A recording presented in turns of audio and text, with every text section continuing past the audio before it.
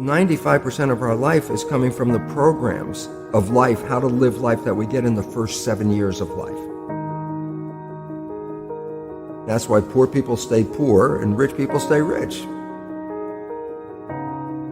The movie The Matrix is not science fiction.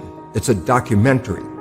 Every human, and this is a fact, every human first 7 years is download hypnosis. The brain of a child under 7 is in a lower vibrational frequency. When you put wires on a person's head, you read electroencephalograph, reading brain activity. A child below 7 has a lower vibration than consciousness. It's called theta.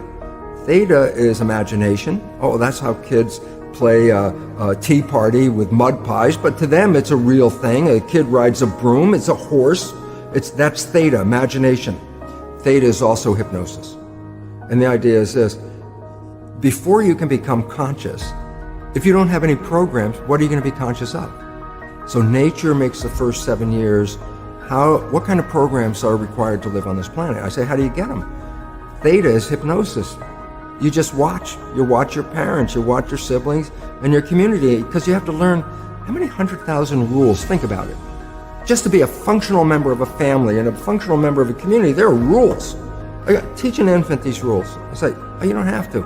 First 7 years, they observe it and just download it. Look, this is not new. I mean, there's the famous book, Rich Dad, Poor Dad. Sure. And basically said you come from a poor family and you could struggle your whole life and try to get rich, but you're not going to make it. And if you come from a rich family, you could be stupid your whole life and make it. Not because it was thinking, but it was unconscious behavior that was downloaded from rich families into kids, which is unconscious. So they're making the right moves unconsciously.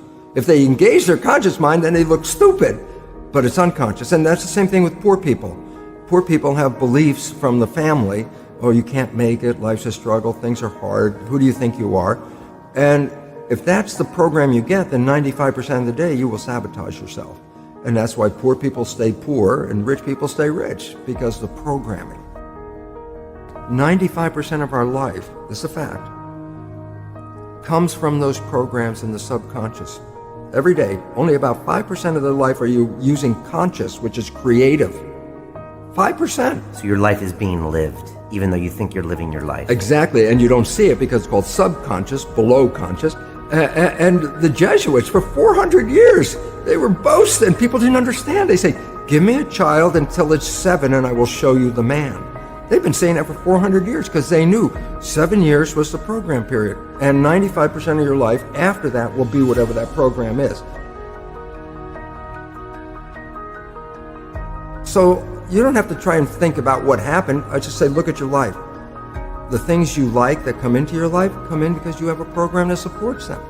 But anything you struggle with, work hard at, put a lot of effort into making it happen, why you're working so hard, inevitably you have a program that doesn't support that conclusion and you're trying to override the program. So you don't need to do a lot of strength and psychology stuff. You just look at your life and say, where am I struggling? Because wherever you're struggling, inevitably it's a program in your subconscious that does not support that destination you've been looking for.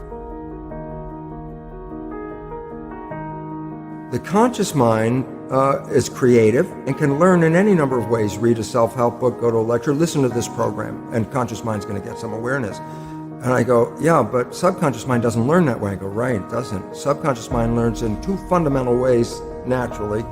Hypnosis, which is the first 7 years. And after age 7, how do you put new programs in? Repetition, practice. You want to drive a car, you didn't learn how by just getting in the seat and put the key in. You had to practice driving the car. You want to learn the alphabet. How many times did you go from A to Z? Try to go to A to Z before you can complete it. Once you completed it, you didn't have to go back and do it again.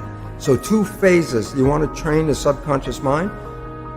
Hypnosis, repetition. I like the last one because there's a new phrase that's bandied about called fake it till you make it. Meaning, if you're not a happy person, I say, you want to be a happy person? Then repeat all the time, I'm happy, I'm happy. I say, well, you don't look happy or anything. I say, no, who am I talking to? By repetition, I'm talking to subconscious. Okay. If subconscious gets, I am happy, and 95% of your life comes from that subconscious, there will be a point once the subconscious got, I am happy, you don't have to say it again. Okay. It'll be automatic. And that's why we see people do affirmations and gratitude journals and stuff, because if you do that daily... It's repetitive. That's the secret part. Look, putting a sticky note on the refrigerator is more like a suggestion, but it's not a repetition. So it doesn't work very well. But you have to do... Repetition is a habit. It's making habit. So you got to do something religiously in the sense of repeating it to make it work.